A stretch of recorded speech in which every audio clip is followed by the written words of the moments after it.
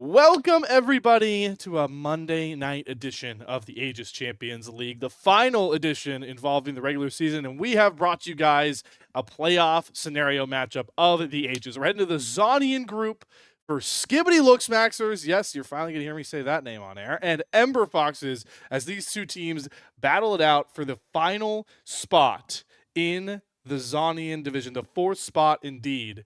And I'm joined with the lovely Ferris here today. Once again, Ferris, what a hype matchup. I mean, we're basically at the playoffs, it almost feels like.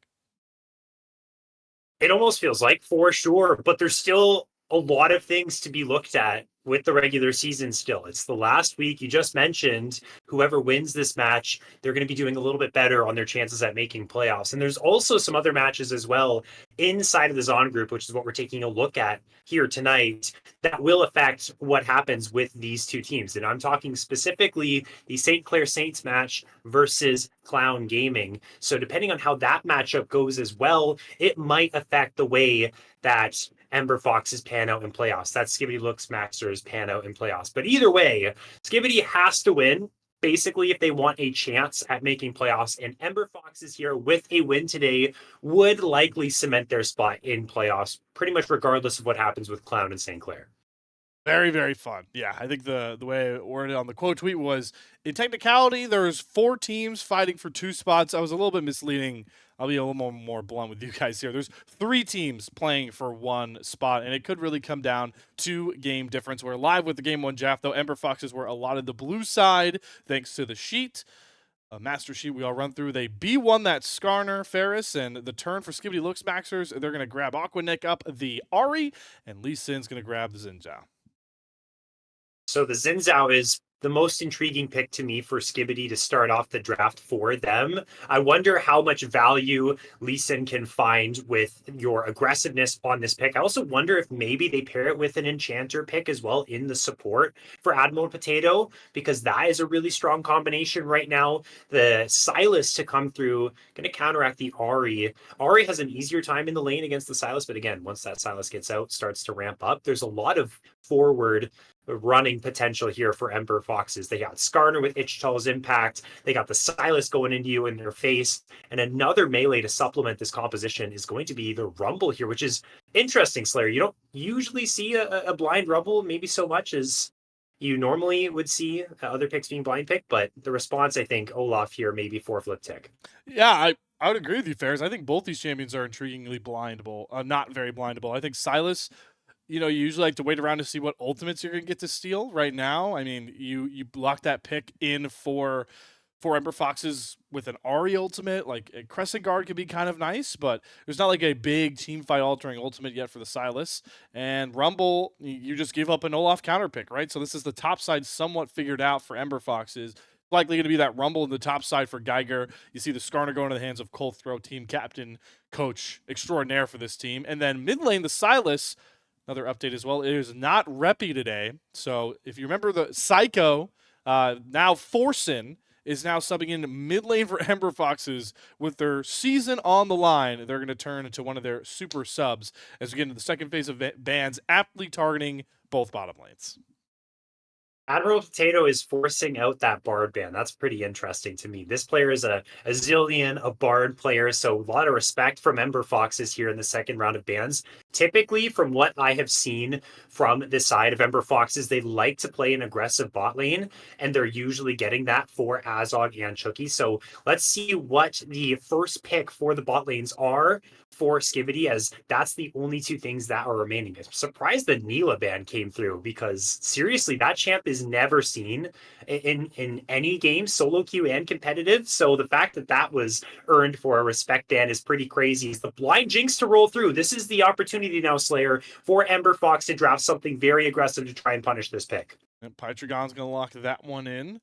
We'll see how aggressive with the bot lane early Ember Foxes want to get with Azog and Chuckies. Certainly the most powerful part of this Ember Foxes composition together. I'm really impressed by these two, the level they've been able to reach in the tier 3 scene, nearly the top, especially for Chukies, who nearly got to the tier 2 level a couple times with Winthrop, nearly was collegiate champion. And you can see they're playing aggressive, pondering maybe the Melio or the Nami. The real only flex you want there is maybe less early game aggression with the Nami or with the Melio, but more safety later on.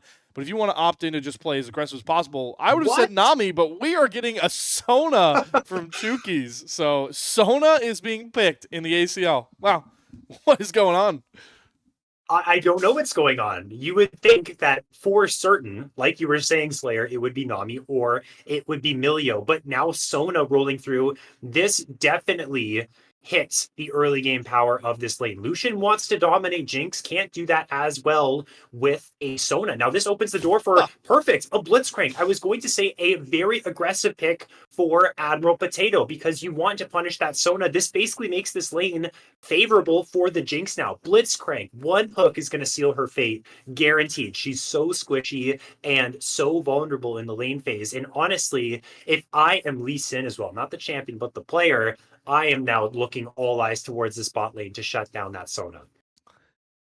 It's just, I mean, there are scenarios in solo queue games where people see a Sona locked and they're just going to tunnel on, feeding gold off of it. And I've seen a ton of memes from some of the NA content creators, some of those 80 carry players where they're like, if I see a Sona hovered, I just dodge my solo queue game. So that's like where the state of Sona is as a champion at high level League of Legends.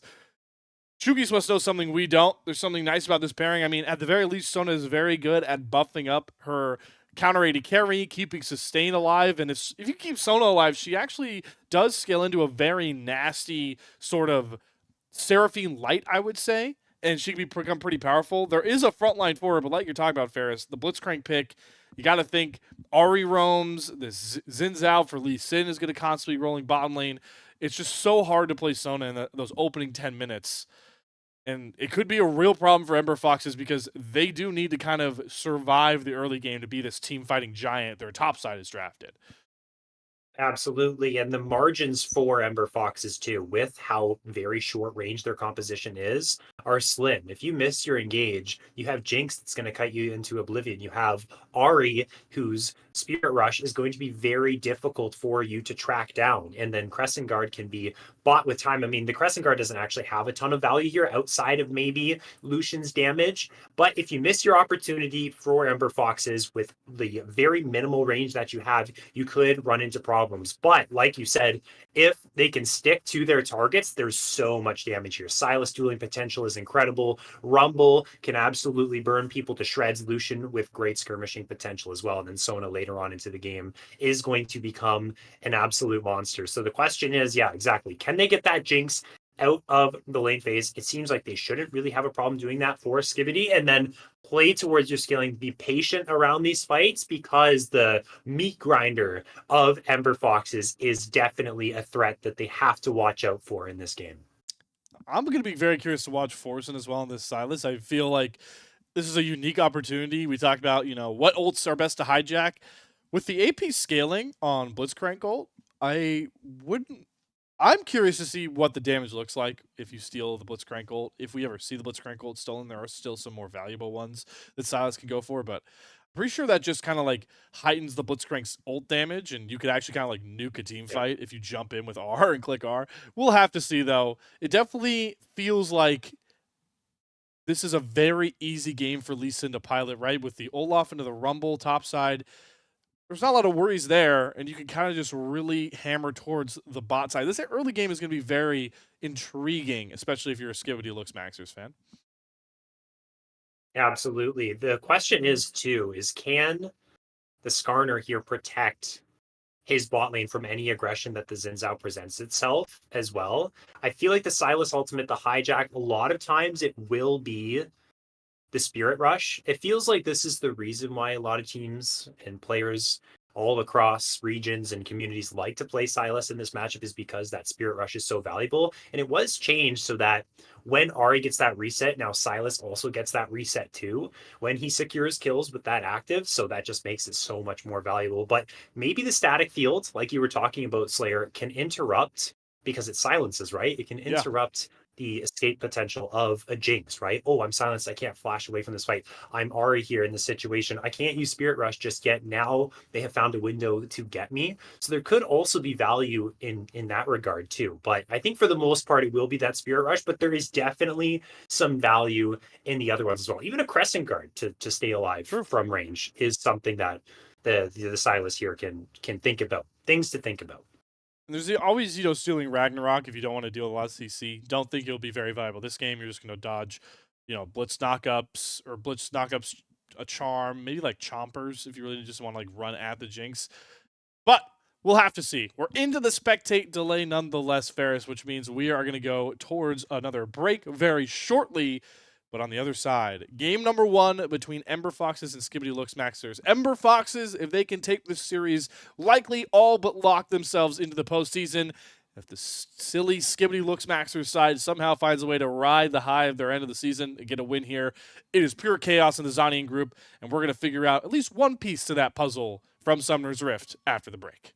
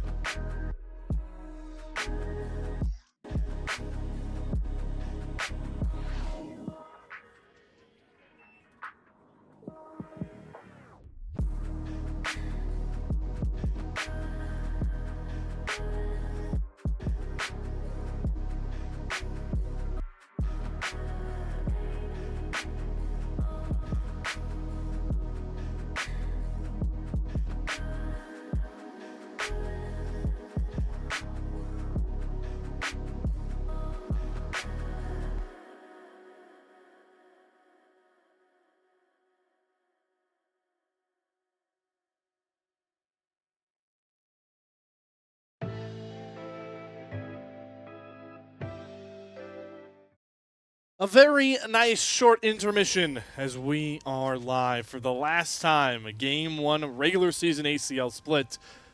And it's these two teams treating it anything but a regular season meeting with playoff implications on the line. And Ember Fox is on your blue side, already getting a little bit cheeky, level 1.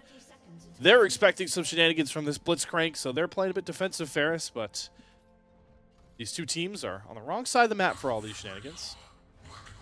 It always feels like a roulette when Blitzcrank is on the map for level 1. You have to pick a bush to stack, and if you don't, then someone might get hooked into an immediate death when a potential invade comes through. And you can also do, I think what Admiral Potato tried to do there is find a hook through the Tri-Brush and the Dragon Pit, although the rest of the side of Skibidi Looksmaxxers were not grouped up there. So maybe no kill would have come through, but here we go, Slayer. They are looking for blood right here quick early on.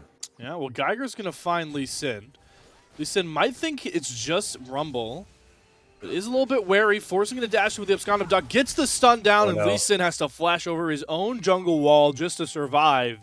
And Colthro's going to get away with not only forcing a vertical jungle here, but getting a key summoner off his jungle counterpart.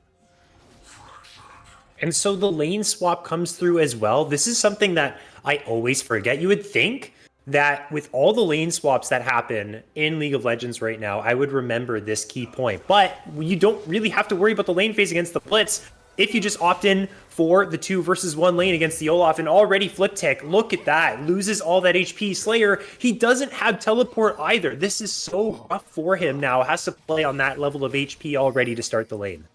It's important to remind everybody that going into this split, into this ACL season, you know, not very much known about these Skibidi Looksmaxxers players.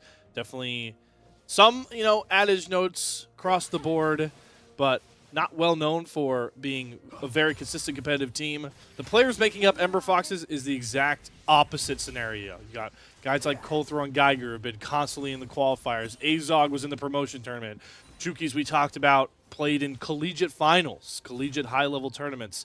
Orson as well has been a mainstay. So you're starting to see, you know, maybe the added element, the higher knowledge of the game at this competitive level already showing in this, you know, first opening 3 minutes of game 1.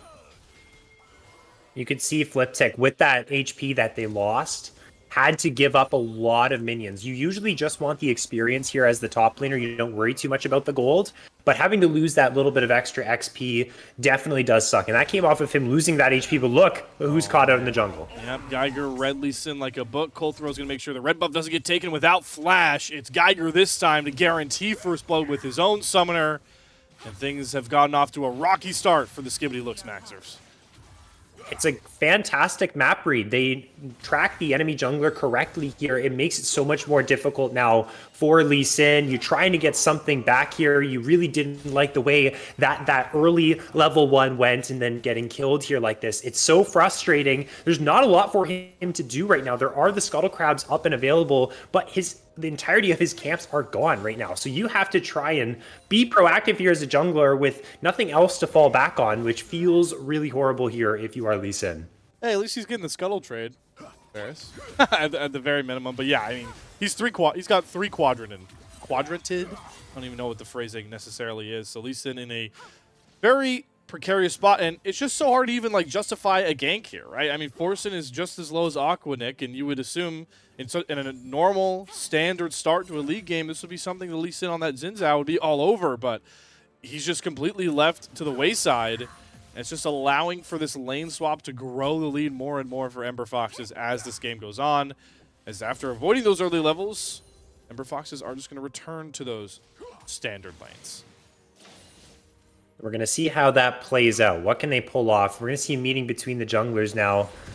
And it's Skarner right now who wants to get that extra lead over the Xin Zhao. Spike comes through, though. They're going to start scrapping. Yeah. Level 4 for Lee Sin. Force going to dive in, and with Colthro and Force getting their full combos, Lee Sin falls for a second time. Aquanick just didn't even have the mana to try and contest that 2v2. It just goes from bad to worse, Slayer. again falling, this time in his own jungle, watching his camps get taken away, but big hook rolls through. Azog was not aware that Admiral Potato was over the wall. Ignite down, Pytrigon is trying to get the kill off. Barriers used on both sides, and the Monolith Jinx gets the kill. Pytrigon goes excited, does not find the second kill onto Chukis. And now it's just good old-fashioned supportal combat with one hook, one fist to the back of the head. And Skibidi Looksmaxxers have their bottom lane ahead. They might just be able to get Geiger as well here. Lee Sin is flanking, but Fliptick's taking a lot of damage. Yeah, but with the Zins out here, they got more than enough to find this kill. And just when we thought Ember Foxes were going to run away with an early game, here come the Looksmaxxers, now sporting their own gold lead with 3 kills in a minute. These are the big mistakes from Ember Foxes here. You've gotten a lot from these last couple of minutes in the game, but you're giving a little bit back to them, opening up avenues for Lee Sin back into this game, got that kill, which I think they desperately needed because the Olaf will still do all right relatively into the Rumble, and the Zinzao was falling so far behind. So that extra kill into their back pocket going to help them out here in the early stages of the game. Looks like both teams rotating over, or at least at the very least, Chookies is here in the mid lane, maybe for that grub spawn. Lee Sin in the area as well. They're looking for a play in a 2v2 in the mid lane. Forsen hijacks the Spirit Rush for the first time this game. Aquanic does have it available as well. Colthrow on top of the grubs, forcing it to spot out the lowly Zinzao of Lee Sin, trying to get near the pit, but wise decision to back up. They have no prio anywhere on the map to even try and contest Ember Foxes for these grubs. They're just going to pick these ones on up. Very nice for them. We'll see what they do in a couple minutes' time when the potential for 6 arrives. And if they want to get their Blitzcrank involved for that, I mean, they definitely do. They don't want to give it away, but look at this in the mid lane. Great charm there from Aquanic to make sure he doesn't just get bursted down with Forsen stealing away that Spirit Rush. Is going to force Aquanic to reset, though, without teleport.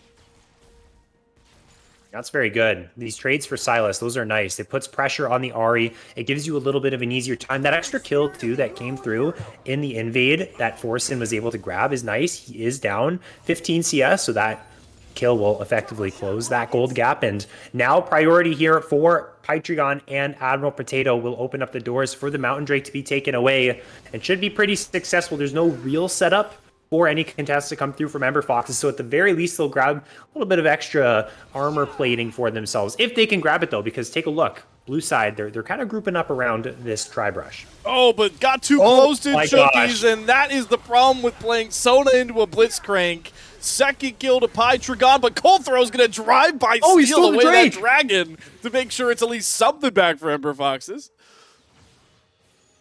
Colthrow, that's like when you use the elastic slingshot from Zach over the wall and you take the Drake. That's exactly what I thought of when Colthrow did that. So honestly, you lost your Sona. Okay, big deal. It's not the end of the world potentially. The kill did go to Jinx, so you're going to have to be cautious of that. But getting that Drake is going to have big implications here because now if you start to build a lead too, you can start dragon stacking and maybe you'll end up having a soul threat 5 minutes earlier, 10 minutes earlier than you may have anticipated earlier, and makes that play a little bit less of a loss and maybe even a win all across the board. So excellent play from Colthrow to get that done here. And they will remain, I mean, they do have a slight goal deficit.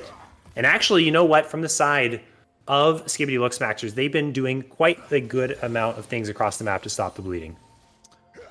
And also, Ferris, markedly, they have their pivotal damage threat scaling wondrously. Pytrigon up in CS currently after all the lane swap shenanigans. The one problem with that lane swap to neutralize the Olaf was you left the Jinx on an island just to farm up, and now after those 2 kills, Pytrigon is very far ahead. I believe sporting most of that gold lead. Yeah, for Skibidi Looksmaxxers, basically all of it is just between the AD carries alone.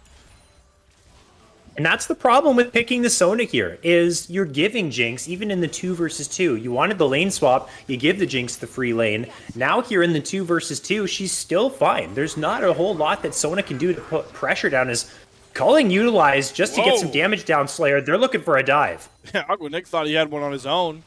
Definitely enforcing Forsen back with those combos landing constantly for RE, but it's the flash. Lee Sin wads blood onto Forsen. Revenge for the early game, but the dash from the Abscond Abduct should create enough distance, and Lee Sin has to be careful how far he wants to chase this low health Silas into the jungle, but the top laners are the first ones to start brawling. The Ragnarok down, flash for flash. Can Geiger dance around the turret? He does! Rips right around it and makes Fliptick think twice about diving. Now Lee Sin gets caught in the enemy jungle, just like we talked about. Impale for Colthrow. Make sure that Crescent Guard means absolutely squat. 2 kills for Ember Foxes outplaying on the map.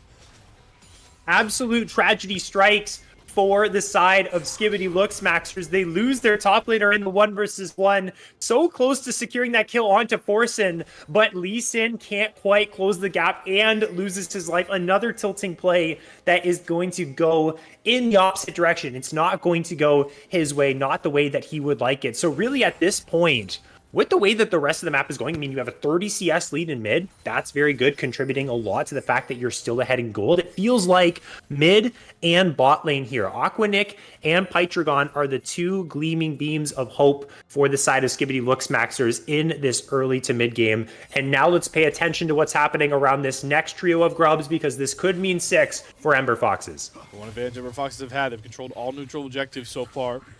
Thanks to Colthrow. Grabs himself a 4th grub. Maybe thinking twice about burning down for the 5th. Maybe looking for a fight here with Smite available. Rocket to come in. Colthrow will happily chunk it up. Both junglers have Smite available. Colthrow, he just takes the 6th grub. Lee Sin wants to go in. Equalizer down to try and protect Geiger, but he's getting burned through. Lee Sin's health bar falls first, and now Fliptick's on the wrong side of the fight as 4 versus 3 breaks out. Aquanic able to get 1 back, has a reset of his Spirit Rush. Flash away from Admiral Potato, followed by Forsen as he abducts him and sends him back to the gray screen. 6 grubs, 3 kills for Ember Foxes as they're ramping up. They are ramping up. The plays keep piling in their favor. They got their prize. They won the fight. They are feeling so good around this top side, and it feels now that Fliptick and Lee Sin, they are going to be suffering in this game, at the very least in the gold department. So let's see now, going forward with the next Drake coming up, let's see what the side of Ember Foxes can do with this. There is the Jinx now with the Yuntal Wild Arrows complete. Is still ramping up. They're teleporting behind. They want to take him out now. Pydragon, good flash, gets towards the minions, and Forsen won't be able to cut down for the kill. Flash off of Jinx like you talked about, as that pretty pivotal 2nd dragon is less than 30 seconds away. And if you were Skibidi and you got that 1st dragon, you might think to yourself, okay, things really just aren't going our way, as Charm goes through and the Abduct misses here. We might just give it away. But now it's that Drake that went over to Ember Foxes. So you're a little bit more worried about giving away all these Drakes as they approach a potential soul point and soul for themselves. They have priority right now, but no flash on that Jinx. This is going to chunk her out. This is huge for them. Teleport in the wings. It's Aquanic. Has Spirit Rush to cut down the angle. Potato. They're relying a lot on Admiral Potato to hit the hook. He nearly gets Azog to juke into it. But Colthrow and Forsen roam down for the trade. Stun gonna land. Aquanic thankfully held on to the Spirit Rush and ends up teleporting just to use that key ultimate defensively.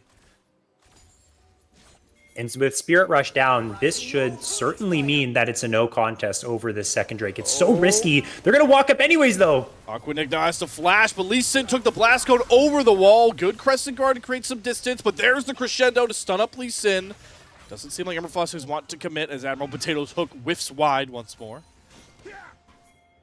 Now it's priority controlled once again. Thankfully, they were able to get out. No casualties there, but the control over the river, the control over the neutral objectives, it remains for Ember Foxes. They stay in control of this game. What they want to do with this lead is slowly bleed out their opponents and try and get themselves a win around the 25-30 minute mark, right when Jinx starts to feel like she's getting online here. But with the pace that they have, they can try and leverage these objectives that they have. The 6 grubs to make crosspat plays, maybe even a Rift Herald coming up if they can get that 2 threatened soul point before Jinx starts to item spike, and then get the win that way, as Lucian will probably be in a better spot overall in terms of just straight up burst damage at a faster point. So let's see how they can transition these little couple of plays that they've been able to get for themselves. Dive threat, a possibility. Azog has both summoners available, doing a lot of damage, making sure Emerald Potato, Pydragon, costly trying to burn through for that 1st turret. Definitely going to have to give up lane control as we shift topside and spot Colthrow at it again. currently on the Rift Herald. This is the real difference maker for Ember Foxes, is these mid laners just love all the action with trading. Colthrow, really just the pivotal captain like we talked about for this Ember Foxes roster, and he is not messing around today. He does not want this team to miss playoffs. And you can see he's continuing to push the tempo here, but another good charm from Aquanick will shut him down. They continue to have control, and they could use potentially, 3 minutes, 45 seconds. There's big fight happening mid. Lee Sin took the disrespect once more between these two junglers and finds himself a shutdown onto Forsen. Desperately needed with how far behind the Xin Zhao's been all game. Absolutely. The trade will be the tier 1 for Ember Foxes, so they do get something back off of this. They forced away both Pytragon and Admiral Potato. These are the plays that overall will end up being more beneficial to you. The tier 1 trade on the other side for Skibidi comes through as well. But if they find more plays like this, they have 6 scrubs, they can push towers a lot quicker than their opponent. Then they can start to build up a gold lead through the gold that structures end up giving. But Aquanick here has some free time on this tier 1 as well. So for the moment, in terms of objectives, Skibidi, they've bought themselves some time. They've got themselves gold in their pocket. And now they can sit back and continue to chillax and wait for those big item spikes for the Jinx to roll through. And even Aquanick, who's been playing a quiet game, but still very strong on this Ahri. Yeah, outside of that jungle conversation, Ferris, it's really the small stats, the farm leads, the turret plates taken that has given Skibidi this slight gold lead. You mentioned it many times. Pytragon will get to a point here where he is such a big threat on the Jinx, outranging Azog. It seems like the Skibidi Looksmaxxers want to continue to play through him and Admiral Potato's pick potential. The heal used just to make sure Azog gets out of hook range there. Chookies doesn't even want to chance it. Intention building around the mid lane with that tower taken. There's a lot of extra room here to play. They're going to try and poke them down here with this equalizer culling. Yeah, the culling just deletes Pydragon's health bar on its own, and Colthrow with the Heartsteel finds the kill. That is a flawed Ragnarok channel from Fliptick, and a broken fight already dismantled by the Ember Foxes, and Colthrow is looking to chase for more. There is no bot lane turret to hold Colthrow back. Aquanick going to commit the Spirit Rush early. Good charm to shut down the charge from Colthrow. But they're still marking Lee Sin. Flash Impale ends up grabbing 2. Colthrow masterclass for Ember Foxes as they double up their kill count. Colthrow, what an absolute beast with that Impale. Gets 2 more in this play. These are the situations you want to avoid if you're Skibidi. Unfortunately, it looks like Pytragon's Flash was available now, but in the moment, it just was coming off of cooldown in a couple of seconds. Did not have it to get away from the equalizer. Gets put into the death chamber. It results in the team fight loss for Skibidi, and that is more gold now being put into the Ember Foxes side. These are the openings that they need. You and I in Champions Select talked about that first engagement needs to be slick. It needs to find a target. That time, it found Pytragon. It was able to bring down the hyper carry ADC for Skibidi, and the rest of it is all going to be them. For the side of Skibidi, they have to try and find a way to keep those carries safe. Ferris, in a game where there isn't much of a front line on either side, it's a lot of makeshift pieces. Colthrow is old reliable. Already 2 items deep, rushes the heal cut and extra armor as well, just to make sure that Pytragon can't burn through his health bar. And if Colthrow can just survive and live on the front line of these fights, it's going to do wonders for Ember Foxes. Here we go, the Rift Herald charging through. It's not going to take on the tower, but they're just going to flash on the EC. Azog out of position and punished. Turn back now for Skibidi Looksmaxxers. Aquanick has 1 more charge of the Spirit Rush, but doesn't seem like the Looksmaxxers want to push their luck, because what a pivotal time with that 3rd dragon spawning on the Rift. It was Skibidi that used the Uno reverse card, basically. It was Rift Herald being used. Here comes Spirit Rush. Pytragon, good flash from the Abscond of Ducks. He survives, and now Skibidi can turn back towards the mid lane. Forsen, Chopper's in his way. He can't go out, so he goes back in. The turret doesn't kill off Forsen. He gets away with his execute, and now Colthrow snipes out another double impale that sends Aquanick to the gray screen. Even when it looks like despair for Ember Foxes, they just outplay through. They absolutely outplay. Forsen with his dying breath takes down the Jinx. Colthrow with another impale. saves the team fight here for Ember Foxes. They lose their carry so early on. It does not end up mattering. 5 versus 4. They outplay their opponents. They will get onto Soul Point. They are very close to getting all of these stats injected into their team and build up an even more powerful buff for themselves. It was just absolute cinema there in that fight. So close, you felt like for either side, things could have been cooking with gas, but for the side of Ember Foxes, they just had those spicier pots and pans. Ferris says the desk of AA to carry players. We all know the pain. Pytragon falls for the classic lull. You can't catch a mid-wave when your team's rotating for those neutrals. And against prime opponents like Ember Foxes, you take that inch, that one window, and Forsen made it a mile.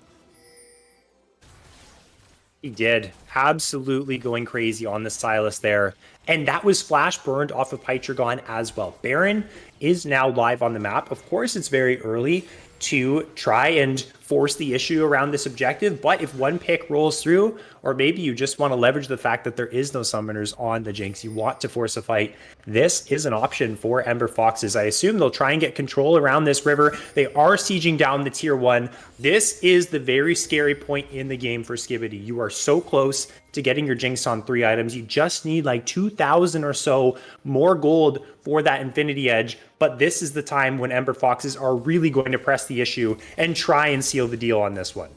There's just not enough really solid protections from Pytragon in this game, because look what Coldthrow could just do with any angle, go for the flank, and Pytragon is marked for death and killed off once more. The crescendo equalizer is a thing of beauty, and now Ember Foxes are fully imagined. This game 1 is off the rails in the name of EF.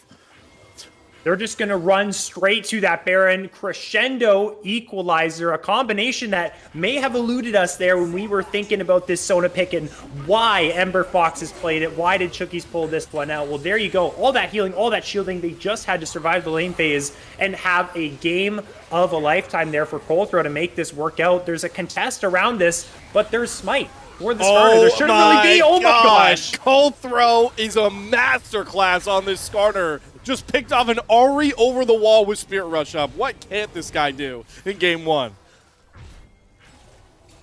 It is nothing short of a masterclass. That's the perfect way to put it. He has not died in this game. He's been pivotal in every fight. He's finding crazy impales over the wall, like you said.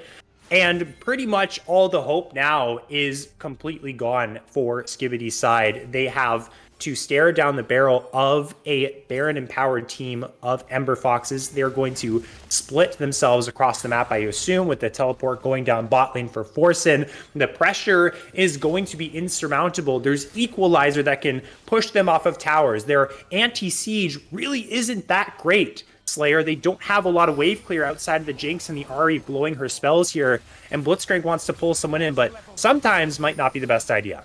This was the worrisome part for that Skibidi Looksmaxxers comp, is the 5v5 is just so much in favor of Ember Foxes. You're seeing it. They can just stack up as 5.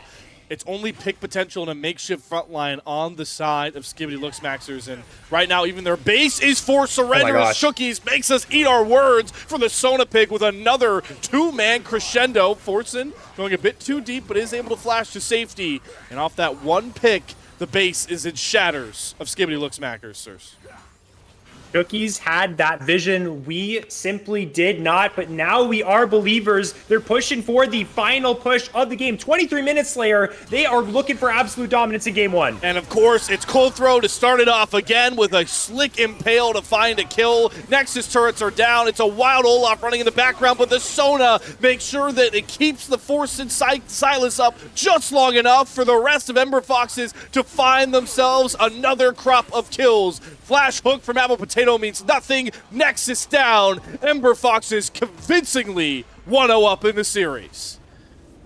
I'm shocked. I was pitching for maybe a 25-minute to 30-minute end based on the lead that Ember Foxes had, but instead, they defy my expectations. They go even earlier. They go for the 24-minute end there, which shows you just the amount of margins and advantages that good teams can gain from very small things like fight wins, like gold on the right people, like shutting down someone so pivotal like Pytragon in these plays. They will take, or you give them an inch, they will take a mile, as the old saying goes. That's exactly how it felt in this one. Their team fighting was slick. Cold throw, honestly, on this Skarner, you and I talked him up already, but just absolutely gorgeous on this Skarner in game one. It looked so good for them. A couple hiccups here and there, but really it looks like they were absolutely unequivocally the better team. Cole Throw. Not enough you could say about this guy. Keep in mind, everybody at home, that Cole Throw is the like team lead. There's no coaches. This is Cole Throw drafting for his team, playing it out, and arguably having the MVP performances, all while they are subbing their mid laner in no reppy. They bring the super sub off the bench. And what does all that materialize into? A little rocky of an early game, but once we got to the mid game, an absolute breeze. Ember Fox is up 1-0. The one fleeting hope here for Skibidi Looksmaxxers, a couple of them have that side selection available, Ferris, and it is fearless format, folks. Full fearless. So 10 new champions. Markedly, you don't got to worry about Cole Throw picking up that Skarner once more. We're going to go to a break and give Skibidi Looksmaxxers some time to reassess, figure out how they want to approach this game too, because this will be the most important game for this squad all season long, and it'll be coming live for you guys with draft in just a couple of minutes.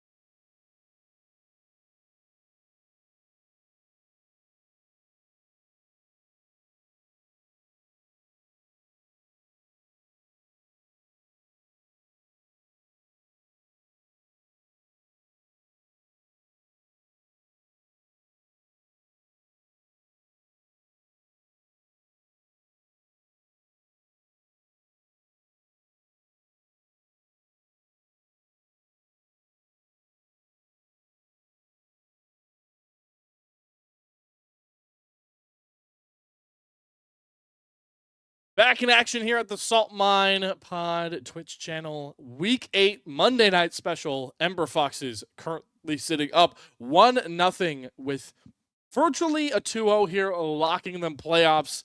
Like we talked about though, Ferris, Skibidi Looksmaxxers not out of the race just yet. Things get a lot more murky, but if they can force a triple 4-4 finish at the 4th spot, a lot of fours getting thrown around. This song group gets a little wacky. Yeah, there's going to be maybe a gin in this game if we get all of these fours happening. And Skibidi Looksmaxxers, again, backs against the wall here, not only in this best of 3, but in their playoff hopes as well here in the final game of the regular season. Whoa, man. What on earth did they just lock in? Are you serious, Slayer? Competitive Sona, competitive Briar. Maybe this is an answer into Graves of some kind, but I feel like now for Ember Foxes, there is a blind Camille too. What? All right. What is going on in this draft? I can't believe this. I mean, it's a strategy, right? You know, you try and catch an enemy team off guard. You're playing in Fearless as well, so you know that ample ability to just get a little bit crazy with the draft. I'm really just coping though, Ferris, 100% for this Skibidi Looksmaxxers comp. Fun to see that Colthrow wants to play the exact opposite side of the jungle coin. Full tank Skarner carry game. Now he can carry in a much different way with the Graves locked in. Jack's going to follow as well, and with the Graves already finished off, that basically makes Geiger tells us that Geiger's favorite Camille matchup is going to be the Jax, and the Nico will finish off round 1 for Ember Foxes. Jax versus Camille. It's a top lane matchup, I guess, as old as time, or as old as Camille's release date back in Season 8. It's kind of a skill matchup, but more lenient towards the Jax. So let's see how Geiger can do in this lane to shut down that Camille. And maybe if Fliptick has had some secret sauce up his sleeve to make that lane a little bit easier. The Nico likely going to go mid lane here, could also go support as well. I think, though, I swear, when I was doing some research here into the series, I saw Azog have a Nico bot game. Ooh. So honestly, if that ends up happening, based on the way this draft has gone, I really wouldn't be surprised. But the Caitlyn to roll through here, more range. It looks like this is just a massive pick composition that's developing for Skibidi. Yeah, split pick comp, maybe play for the sides as well. They certainly aren't fans of traditional frontline team fighting. We've learned in the 2 games we've seen them on the Salt Mine. Yasuo, I think that might be the bottom lane if that gets locked in. I wouldn't be shocked if that, or actually, never mind. I've completely backtracked, Ferris. That's the Yasuo answer, I believe, for the Syndra, because one thing blocks everything Syndra does at you. Wind wall. Yes. Whoa, you called it. Did you call it? Maybe I did call it. You know what it is? It totally is, because they played Nico Soraka when they did this. So Ember Foxes, okay, give me my gold star, baby. I got this. They got the Nico Soraka bot lane. It could still be Yasuo bot, though, in theory, but I think, like you said, Wind Wall, Unleash Power is basically useless versus that, even if it's on a different target. So I think that would make a lot of sense. Rel for more forward engage here for Skibidi and Admiral Potato piloting that one. Honestly, what a comp, Slayer, when your back is against the wall like this. Seriously, if they're going out blazing regardless. Yep, they're swinging for the fences. Very cool to see also that Chookies is experimenting a bit more with his champion pool. His Winthrop days, I knew him as, you know, he's playing in a meta as it's been for a while, where engaged champions are really the cream of the crop. Tons of, you know, maybe Braum outside that, but he played a lot towards the meta. Now, in these last 2 games, we already apologized to him for the Sona, because that Sona worked out wondrously. And now on to this Soraka as well. Cool to see him, you know, flexing into these enchanters in the ACL. A good spot to try and expand your champion pool. And the healing from Soraka can be so valuable against the burst potential that's here for Skibidi. They have Ace in the Hole. You always try and use Ace in the Hole sometimes to hit a target that doesn't have a lot of lifesteal. The Soraka's there, can just heal you on up. Yep. They go engage on maybe Yasuo, who has Wind Wall to block a few spells so he doesn't get one hit. Okay, he's chunked to 20% HP. Soraka, Wish, fantastic ability to stop everything that Skibidi really wants to do with this composition. They don't necessarily have a winning top side. Does Skibidi either? And how does this Briar operate in this game too is the next big question for me, because I only see this. I don't even see this champ in solo queue, Slayer. I don't even really know what you want if you're Briar. What is the angle? What are your strong suits? Who are you fighting? How is it all working? Maybe just going for crazy certain death cross maps and causing chaos is the only thing I can think about. Yeah, no, pretty easy ult to land, right? Cross map? No, I'm kidding. It's kind of shooting blind, I would say.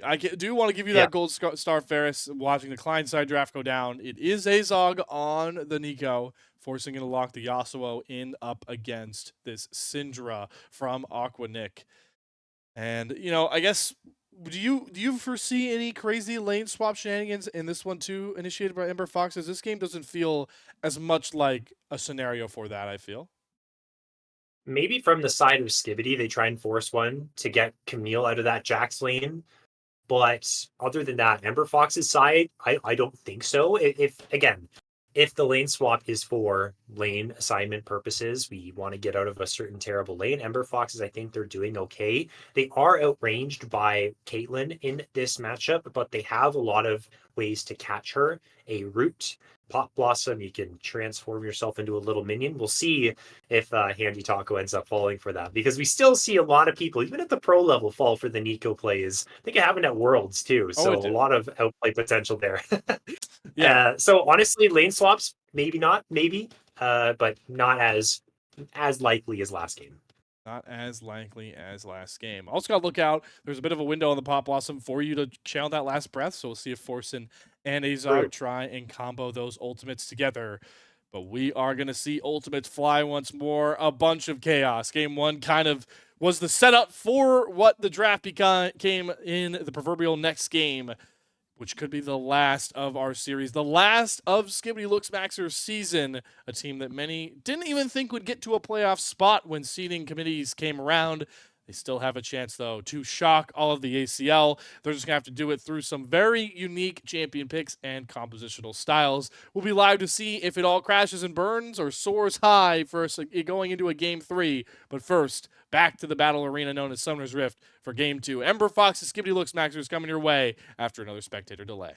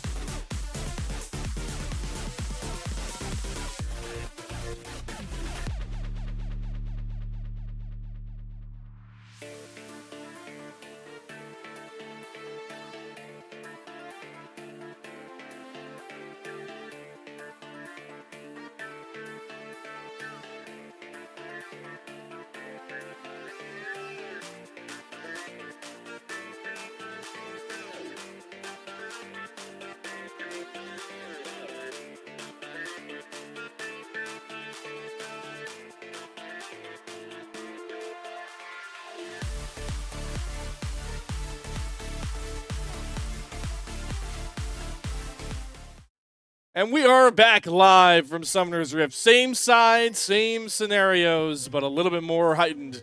If Ember Foxes are able to find this win and they sweep out Skibidi Looksmaxxers, playoffs are abound for this squad. Skibidi Looksmaxxers, a 2-1 could spice up the Zon group in a way that allows them into the playoffs when nobody expected it. Not too much level 1 shenanigans without a blitzcrank, just some warding, poking, and prodding.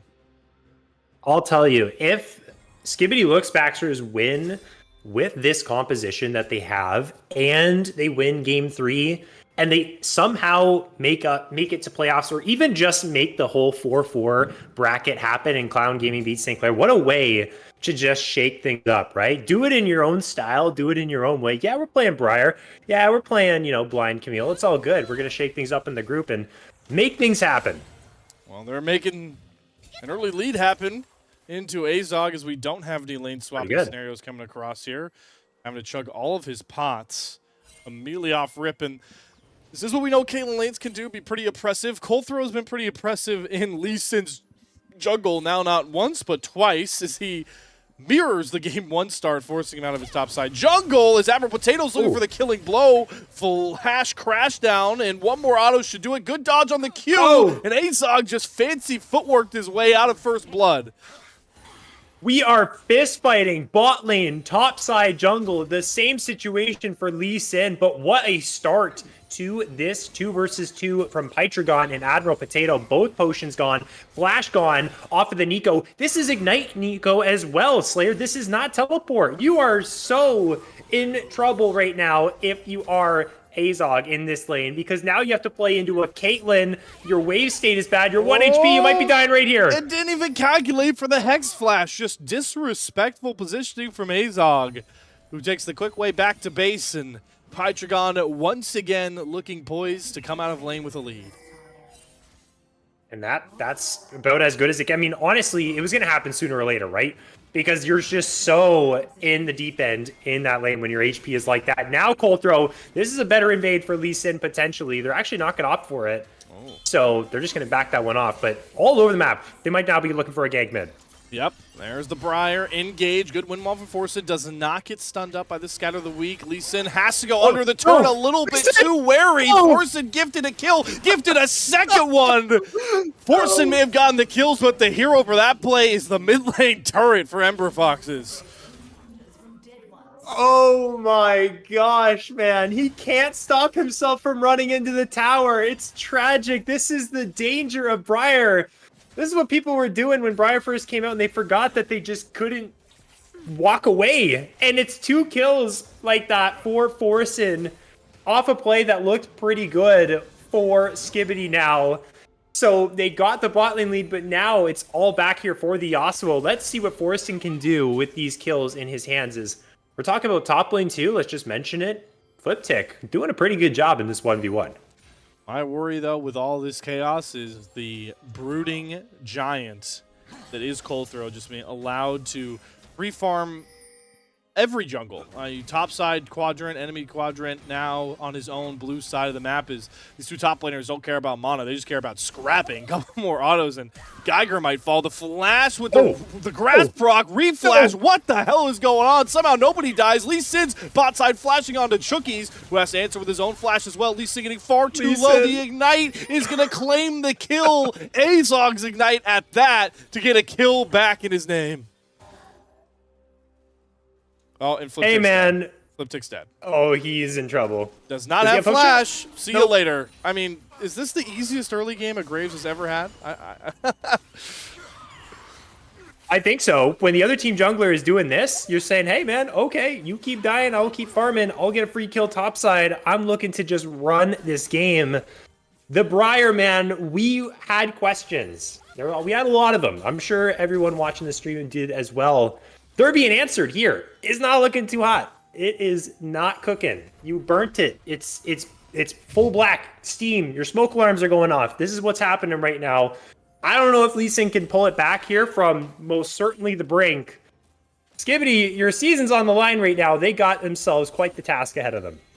Gold lead somehow is still only 500 in this wacky world of a game. certainly have to worry about the scaling factor, but that's for a much later discussion as Admiral Potato gets a good crash down onto Psyduck. Tried to use the clone to get closer to Pytragon. Here comes the Chucky's heels coming across, but it's Lee Sin who wants his revenge. Make it 1, make it 2 for the Skibidi Looksmaxxers. They get it back in the bot side. We're now knotted up 4-4 in this game. It's only 6 minutes in. I expect to see this go on all game long with the way things have panned out here in the first couple of minutes. But really big for Lee Sin to get that kill. Still going to be miles behind Colthrow. But at the very least, you're getting some gold to keep yourself sustained in the general person-to-person matchup that you might encounter yourself in across the Rift. Look at Forsen's positioning, though, getting wards down, maybe waiting for Lee Sin to walk into him on the minimap, though. And these are the two you have to pay attention to now for Ember Foxes, is Colthrow, is Forsen. These two were pretty good together in game number 1, making plays happen. This game now, they have all the tools unlocked early on to get accelerated, to make things happen, especially around these objectives that are spawning up. And so I'm going to have my popcorn ready. Let's see how it all unfolds. Last game, Colthrow was able to grab 6 grubs and the first 2 dragons. Utter dominance in that department. We'll see if that repeat comes across. As you called it, Ferris. Colthrow clears his bot side, immediately hops on those grubs. Does have top prio with Fliptick taking a reset timer. Seems like Lee Sin is just going to use this moment to try desperately to catch up in a CS difference that is only stayed around about double. And Pytragon on Caitlyn, still doing pretty well for themselves, has a CS lead, has 2 kills. Let's look at what happens in this invade here as Colthrow has now found Lee Sin. But here comes the Camille as well, Slayer. This will be a 2 versus 1. So wisely backing away from this situation, not going to extend too far forward and ruin the tempo he has over Lee Sin. But maybe he's going back for more now. Look at this guy. He is playing. He's dancing in the jungle. They're going to encounter each other here. And now Jax is moving down too. Yep, it's going to become that 2v2. Lee Sin going to smite away the red buff to find him, but look at Colthrow's damage with that serrated Dirk already done. Lee Sin has nothing to do but try and run, but one more auto. Colthrow flashes to secure it. The jungle dominance, the jungle canyon continuing to grow in this game number 2 is it's Azog trying to create, and boy does he, earns himself a near solo shutdown. Pytragon was completely caught off guard. He was caught off guard is exactly the way you put it. Was not expecting that burst to come through. The kill goes to Azog, now has 2 in his pocket, closing that gold gap ever so slowly, relieving the pressure that they felt from Pytragon and Admiral Potato as well. So a win in the bot side here, finally, for Ember Foxes to add to the winning that they've been having top side as well. Colthrow going to be an absolute monster here. The Drake is still alive, but Colthrow might just be wanting to farm it up here as Certain Death was so close to landing. Yep, the game-altering ultimate that needs to be exactly that for Skibidi Looksmaxxers' first iteration of it, going to whiff. Does give away. Lee Sin is towards this bot side. Colthrow farming up his bot side camps. He's got all 3 available. The dragon is looming with prow for Skibidi Looksmaxxers. It is, and Gygar and Fliptick once again trading things back and forth. TS is evened up in that top side matchup, so both these players playing it relatively well, but honestly, this is ambitious. I'm going to be real. Teleport coming through from Aquanic as well. I think this is just going to be all for Ember Foxes. They're going for Colthrow, though, but the healing from Chunkies at least makes it a trade. Both junglers down. Chaos around the Drake pit. Forsen flashes away. There's the double Pop Blossom from Azog. Locks Pytragon and Admiral Potato in place. Aquanic, though, able to find the trade onto Forsen. It's now Azog without mana and Chunkies with the heals trying to outlast this 4v4, but it's Aquanic's clutch TP that makes a sliver of a difference for Skibidi Looksmaxxers. And Aquanic is 3-0 on this Syndra, is very powerful, has the ability now to follow up on engages and just annihilate someone HP bar very quickly here. So could be someone that can bridge the gap in this struggling early game, or what has been a struggling early game for them, towards maybe a mid game with more promise. Let's see what Aquanic can do now with the pressure. The ball in his court, basically, here is the Briar still suffering. Lee Sin with only 50 farm to their name here at the 10-minute mark, still very much behind Colthrow. And the Drake didn't even go down, Slayer. I was trying to check to see who got that Drake.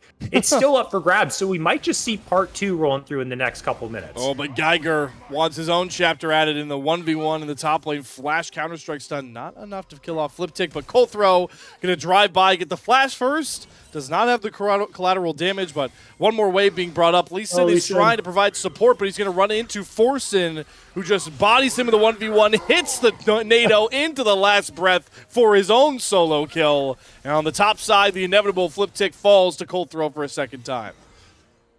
Aquanick, it's like that scene from one of the Pirates of the Caribbean movies. It's always memed on. The guy's walking down the ship and all the cannonballs are destroying his ship and he's just watching everything fall apart before him before the ship explodes. That's what Aquanick is watching right now, sitting here as the pristine 3-0 Syndra, wanting to be able to carry the game, but there's just a lot of things you got to carry. Those dumbbells, they're pretty heavy. That baggage of items, it's weighing down on your shoulders here. Let's see what they can do around the grubs, because once again, Ember Foxes, they're looking for 6 and they're TPing behind. Geiger with a massive flank, though, is able to get Emerald Potato killed off first. Certain death used, but Geiger is able to hop over the wall before any stun from Lee Sin goes across. Try and throw them into the wall. Does not hit it.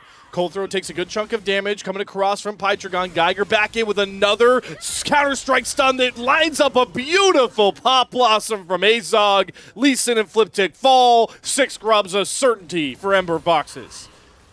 It's the expected result in that fight. Aquanick, though, he's found Azog, but it looks like Forsen's here to save him. Do they find the root, though?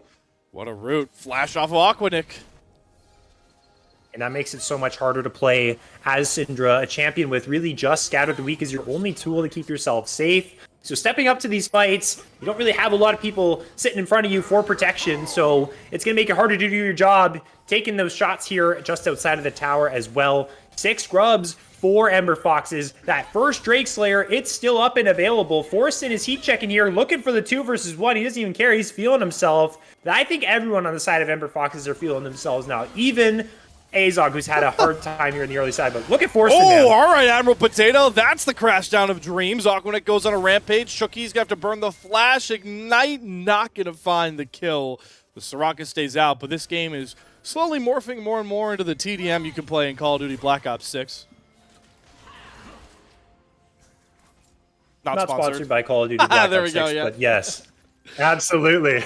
Okay. Here we go. Hextech Ultimatum. Geiger is just soloing a turret with Pytragon slamming him. Does not care. Has Counter-Strike and will aptly take first turret. Admiral Potato still looking for plays off of the Scatter the Weak, but Azog going to stay safe for now. He's definitely limit testing how close he can get to the 3-man, and boy, did he slip up. Not even a wish from Soraka could grant you passes there, Azog. Colthrow going to swing over with Chookies nearby. But there's not enough raw damage, not enough raw engage. It's just more Void Spears flying at the heads of Ember Fox's members.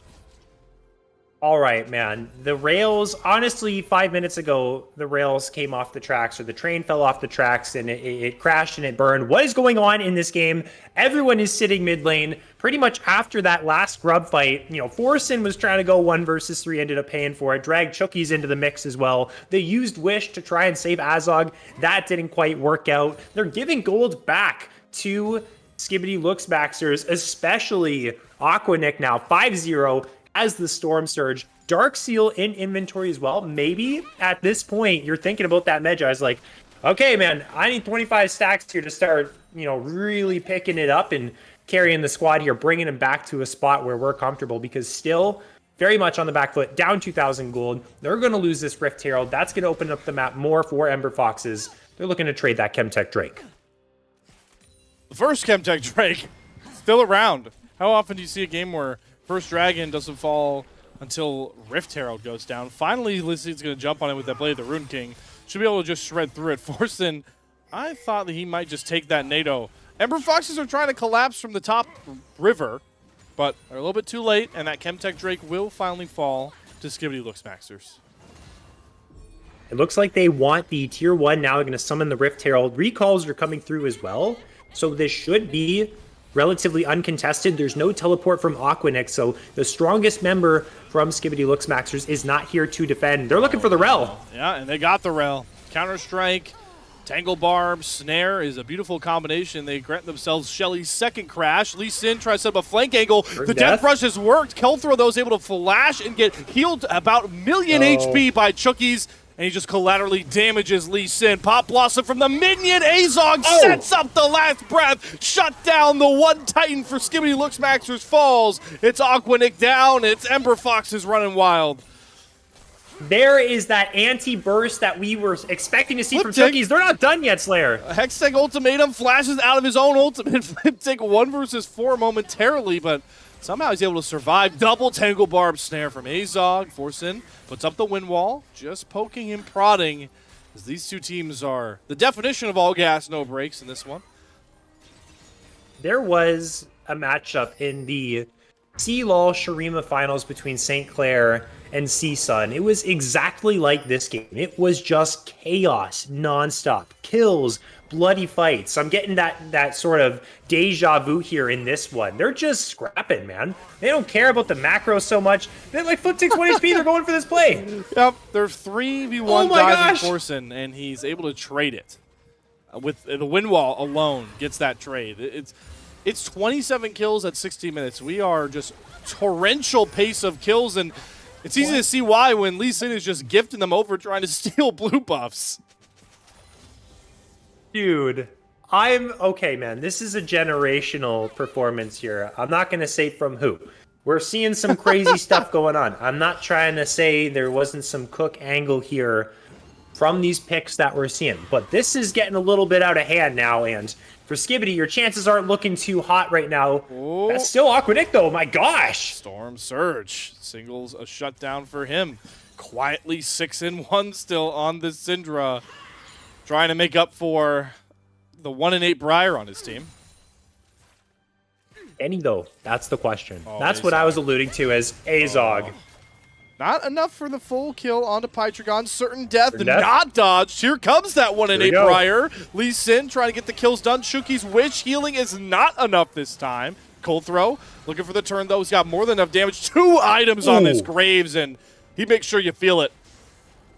He just absolutely nuked him to oblivion. Forsen's going crazy, too. Okay, dashing in and out of the wave. Gets the NATO under turn. Aggro Aquanic does not dodge the NATO last breath, and Forsen casually walks out with about 10 HP to his name. He just looked to his left, checked the calculator, and he's like, I knew it. I absolutely knew I was living in that situation. Now he's full HP thanks to Chooki's Soraka. They take the tier number 1. At this point, I mean, we're talking about Aquanic and how he's very strong. Everything else, though, maybe even Pytragon as well, still doing relatively well, close to that 10 CS per minute mark. Has 4 kills.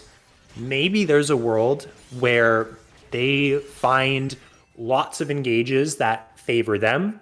Maybe Admiral Potato ends up being the hero. And then with the damage of Caitlyn and Syndra, they find a couple fights to go their way to maybe pull this back from the brink. But honestly, Slayer, at this point, it really just feels like the inevitable scenario here is eventually enough killing blows are going to land for this 2-0 to be complete, especially with how fed Coldthrow is. But I don't know. That's the feeling here. We'll see if there's any gas left in the tank for the other side here of Skibidi, with basically their season here in ACL fall on the line. Ooh, Aquanic might have found a kill if it weren't for this pesky Soraka.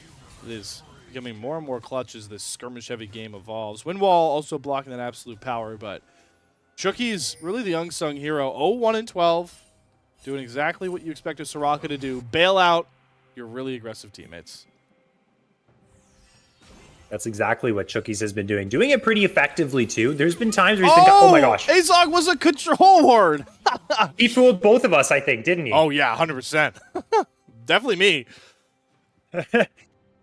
Definitely me, too. He's been doing that, honestly, though, to everyone on Skibidi as well. There's been a lot of moments where he's found those key engages for Pop Blossoms. Let's see what Geiger can do. All right, Hextech Ultimatum locks Geiger in a 1v2. Ace in the hole over top. Wish for the healing. Here's Certain Death. Lands from Lee Sin. Geiger has the counter-strike to try and block damage.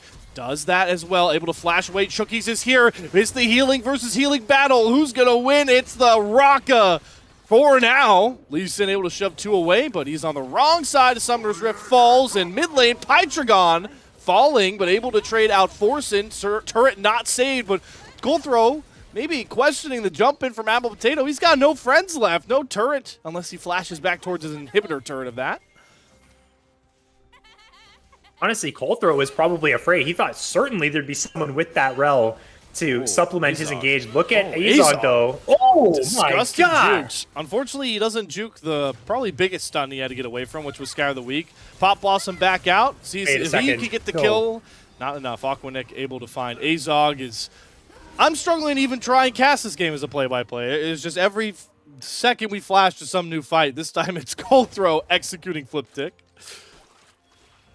It is. It's action literally everywhere. You go from one play, someone's getting solo killed. On the other side, you know, you have Lee Sin, he's just randomly just like dead in the jungle, like right now. I think. Maybe. Yes, Lee Sin. Death, number 11. It looks like it. It looks like it. Oh, Colthrow flashes for it. And now he's right in the face of Pytragon, who he's still much stronger than. He's got his pocket Soraka with him. Colthrow, you know, I want to give myself credit. I was scared when he was getting a power farm for free in the early game, and now you see why, Ferris. He's 13-1. This looks like a Tarzan YouTube video right now where he's playing in, like, Emerald, and he's just farming kids with the Mafia Grave skin. This is literally what that looks like right now.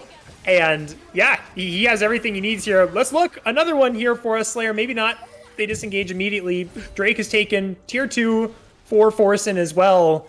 I think it's just a matter of time at this point, man. I really do. I think this game's only going to be longer because Ember Foxes want to stat pad.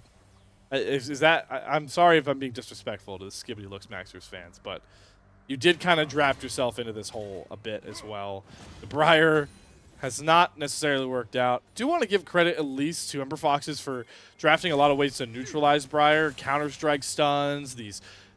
Nico snares, Forsen knockups, the wind walls to block certain death, and Soraka to out-heal the damage of Briar is really showing through, and they're now resorting to death brushes. Geiger going to take the bait onto Admiral Potato, Flip Tick going in, maybe recognizing now we have to kill Chookies off. There's that wind wall blocking the certain death from a side angle as Forsen's on the backline with Pytragon. Admiral Potato went in, collateral damage claims both of them, as it's kill 14 and 15 for Colthrow at 22 minutes. Forsen finds himself a free 1v1 with Flip Tick. Going to try to use the grapple hook to get out. Forsen says, I don't care about turrets. I care about kills. Casually dashing out with the enemy minion wave out of range. And he is on the wrong side of Summoner's Rift. There's a Hexgate available, but Forsen... I mean, this guy's just all about brawling. Gets the knockup to cancel Lee Sin's dash. Gets the Witch Heal, but it's not enough. Aquanick executes him with the Storm Surge. Oh, but so Baron. Close. Yeah, Baron goes down at the same time. There's a whole lot of things. I feel like there's two things happening at once for 90% of the plays that are being made. It's just permanent skirmishes. There's solo kills happening elsewhere, objectives being taken. There's a lot to track, a lot to unpack here. It's 23 minutes in. There has been 44 kills. I've tried my very best not to embarrass myself. Wait a second. Wait, what? That's Azog. He's not going to call him. It's all a bait. Hextech Gates, 3 versus 1. Dude. This is painful to watch at this point. Bro, what was that? He was just sitting there as the blue buff. Certainly Lee Sin would know that's the Nico. He's making me self-question myself. Like, ain't that Azog right there? Like, what's going on? Hey, did it work, I don't though? know, man. Did it work? Slayer, I don't know. It worked, though. It did work. With the Hex Gates. All right. Big brain. Geiger flashing for a counter-strike stun. Last breath going to be channeled on Admiral Potato, Forsen doing the classic Yasuo syndrome of I hit a NATO, I'm going to hit R. Turret going to go down in the mid lane, inhibitor turret down, and, well, that's a level 16 Colthrow with 3 items. The 3.5 items, by the way. This guy nearly has an IE done, and with his power, do they just push straight down the mid lane and try and kill anybody? Nope, they're going to take the Hex Gates out. Oh, but they did leave Geiger, who is the lowly sacrifice. The witch healing from Chookies, though. I mean, this guy's just continuously bailing out his teammates, but now it's his teammates that don't protect him. Ace in the whole lands, Chookies down, but watch as Colthrow just burns through health bars. Will fall, actually, to the collection from Pytragon, but now it's Forsen's turn to step up, finds a kill, Aquanick onto Geiger, gets himself a second great stun onto Azog, and now we have a little bit of a Western standoff as forces trying to farm lifesteal off the minions, and that includes Lee Sin, by the way. Double kill over, and the mid laners now have a 1v1 showdown in the Skibidi Looksmaxxers base. When wall used a little bit early by Force, and Aquanic has to be waiting on these cooldowns. Gets the Sky of the Week up, throws the full combination. Now only has autos left in the Storm Surge. Somehow gets Skibidi Looksmaxxers an ace. And that's, I mean, obviously you're really going to take that. Aquanic is now 11-2. It's still a lot of weight on your shoulders to carry.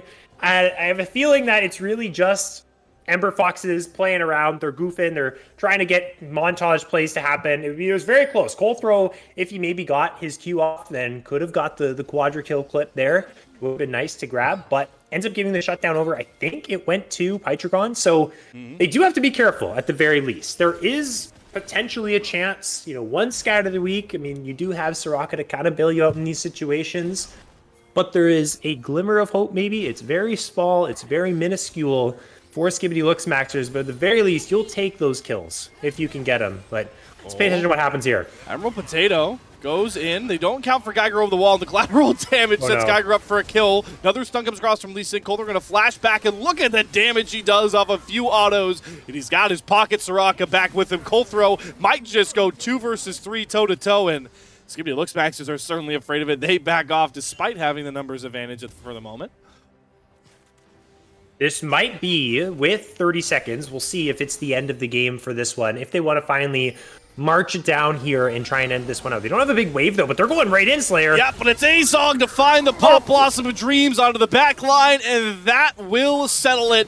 Ace through as well for the 3rd time this game, and we now can officially stamp it. Ember Foxes, perfect series execution. A 2-0 sweep of Skibidi Looksmaxxers makes playoffs a near reality for Ember Foxes. And they're just going to hit onto the Nexus now, get a little bit of style points, some brownie points with the extra kills, pad the stats. 22 kills! Are you kidding me? Taylor Swift was actually in Toronto, where I'm at, so hey, shout out Taylor Swift with the 22. Maybe Colthrow did it on purpose, maybe he didn't.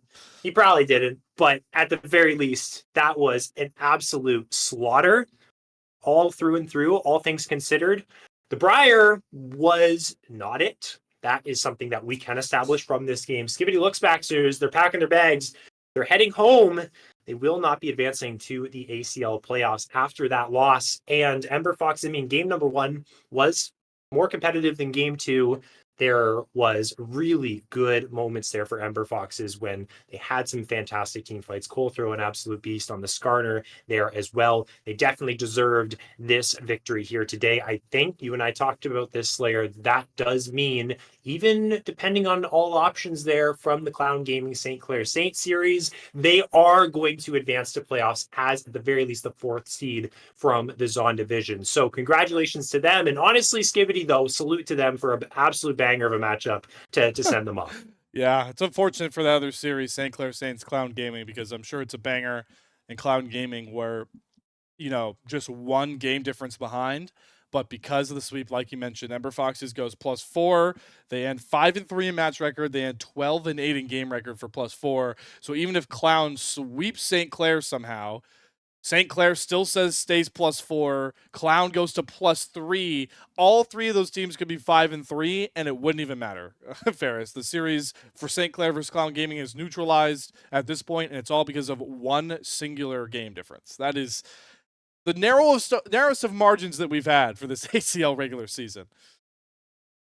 It gets as close as that sometimes, and that's the beauty of these games that happen towards the end of a regular season. Again, an absolute banger of a matchup, honestly. It wasn't necessarily very close, but I think you and I can safely say, Slayer, we had fun during that. Maybe you were trying to grasp for breath there, because honestly, for you, it must have been a little bit difficult with all the action happening back and forth. But I can appreciate that one. That's going to go down in the vault there for my casting career, for sure. Yeah, I mean, maybe the first time you've seen Briar in a competitive game.